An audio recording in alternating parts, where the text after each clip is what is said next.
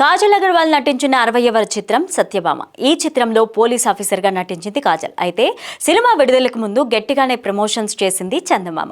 June 7న థియేటర్లలో release అయిన ఈ చిత్రానికి పాజిటివ్ టాకే వచ్చింది. కానీ థియేటర్లలో ఆడియన్స్ మాత్రం పెద్దగా కనిపించలేదు. దీంతో 20 రోజుల్లోనే ఓటీటీ బాట పట్టింది ఈ సినిమా.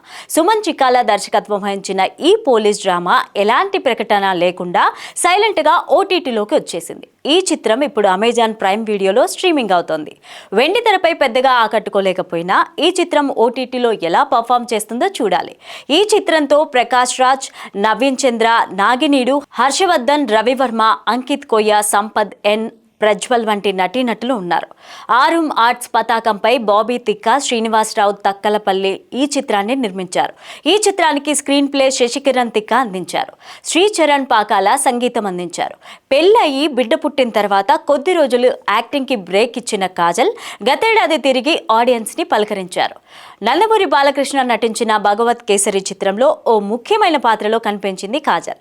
ఈ చిత్రం బాక్సాఫీస్ దగ్గర మంచి హిట్ కావడంతో మళ్ళీ కాజల్ జోరు పెంచేశారు. వెంటనే సత్యభామ సినిమాతో ఆడియన్స్ ముందుకు వచ్చింది కాజల్.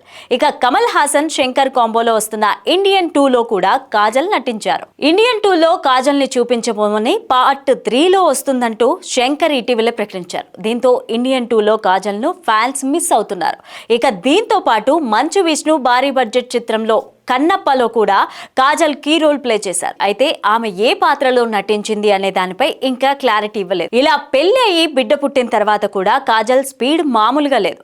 టాలీవుడ్ తో పాటు పలు సౌత్ ఇండస్ట్రీల నుంచి కాజల్ కి మళ్ళీ ఆఫర్లు వస్తున్నాయి. కానీ ఆచితూచి ప్రాజెక్ట్ ను సెలెక్ట్ చేస్తోంది చందమామ.